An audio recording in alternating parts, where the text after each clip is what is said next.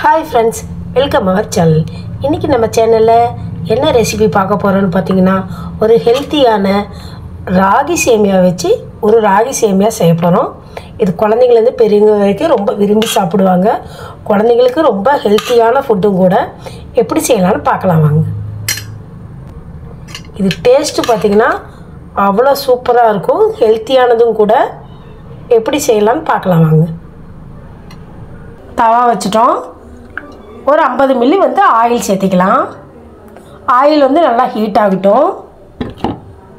இப்போ பார்த்தீங்கன்னா ஆயில் நல்லா ஹீட் ஆகிடுச்சு. ஒரு அரை ஸ்பூன் வந்து கடுகு உளுத்தம் பருப்பு சேர்த்திக்கலாம்.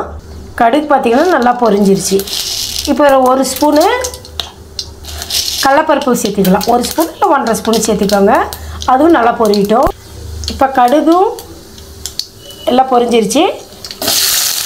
பெரிய வெங்காயம் 2 பெரிய சைஸு சேர்த்திக்கலாம். நல்லா ஃப்ரை பண்ணிக்கோங்க. நல்லா ஃப்ரை ஆகட்டும். வெங்காயம் பாருங்கள் நல்லா கண்ணாடி பத அளவுக்கு நல்லா ஃப்ரை ஆகிடுச்சு. எப்பயுமே ஆனியன்லாம் கண்ணாடி பத அளவுக்கு நல்லா ஃப்ரை ஆகணும். அப்புறம் தான் நம்ம வந்து மீதி சேர்க்க வேண்டியது சேர்க்கணும். ஒரு 4 சைஸு வந்து வரமிளகாவும் ஒரு 5-6 முந்திரியும் சேர்த்துக்கலாம். இதையும் நல்லா ஃப்ரை பண்ணிக்கோங்க. ஒரு கொத்து கறி லீஃபு இதையும் சேர்த்துக்கலாம். நல்லா ஃப்ரை ஆகட்டும். இப்போ பார்த்தீங்கன்னா ஆனியெல்லாம் நல்லா ரோஸ்ட் ஆன வாட்டி இதுக்கு தேவையான அளவுக்கு தண்ணி சேர்த்துக்கலாம். எப்பயுமே இந்த சேமியாலாம் நம்ம செய்யலை. தண்ணி வந்து நீங்கள் கொஞ்சம் கம்மியாகவே அளவாகவே சேர்த்துங்க. நல்லா வெந்து வந்ததுன்னா அப்போ தான் நமக்கு உதிரியாக இருக்கும். தண்ணி கொஞ்சம் சேர்த்து ஆட் பண்ணிட்டோம்னா கொஞ்சம் குழஞ்ச மாதிரி ஆகிடும். பார்த்திங்கன்னா இதுக்கு தேவையான அளவுக்கு நம்ம வந்து உப்பு வந்து சேர்த்திக்கலாம். ஒரு அரை ஸ்பூன் சேர்த்திக்கிறேன். நல்லா கலக்கலாம். இது நல்லா தண்ணி வந்து நல்லா கொதித்து வந்த வாட்டி நம்ம வந்து அந்த ராகி சேமியாவை இது கூட நம்ம சேர்த்த போகிறோம். இப்போ பார்த்தீங்கன்னா குழந்தைங்களாம் அந்த மாதிரி ராகி சேமியா வந்து விரும்பி சாப்பிட மாட்டாங்க.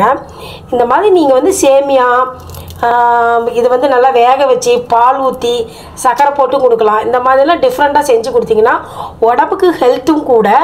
உடம்புக்கு அவ்வளோ நல்லது. குழந்தைங்களும் நல்லா விரும்பி சாப்பிடுவாங்க. இப்போ பார்த்தீங்கன்னா தண்ணிலாம் நல்லா கொதி வந்துருச்சு. இப்போ நம்ம வந்து இந்த ராகி சேமியாவை சேர்த்திக்கலாம்.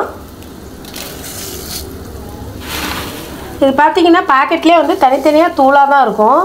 நம்ம வந்து தனியாக வந்து உடைக்க தேவையில்லை. இப்போ பார்த்திங்கன்னா மீடியமான ஹீட்லேயே ஒரு 2 ஸ்பூன் வந்து நம்ம ஆயில் சேர்த்திக்கலாம். சேர்த்தி ஒரு கிளறி நம்ம வந்து இது மூடி போட்டு வச்சிடணும். அடுப்பு ஆஃப் பண்ணிடலாம். இது ஒரு 5 நிமிஷம் பார்த்திங்கன்னா அப்படியே வந்து அந்த ஹீட்லேயே வந்து புழுங்கணும். புழுங்குச்சின்னா என்ன ஆகுன்னு பார்த்திங்கன்னா அந்த சேமியா வந்து நல்லா உதிரியாக நமக்கு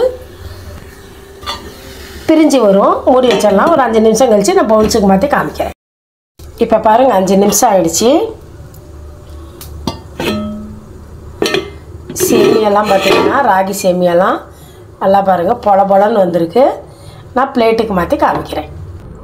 இப்போ பாருங்கள் ராகி சேமியா நல்லா உதிரியாக சூப்பராக நல்லா டேஸ்ட்டாக உப்பு காரம்லாம் கரெக்டாக டேஸ்ட்டாக வந்திருக்கு.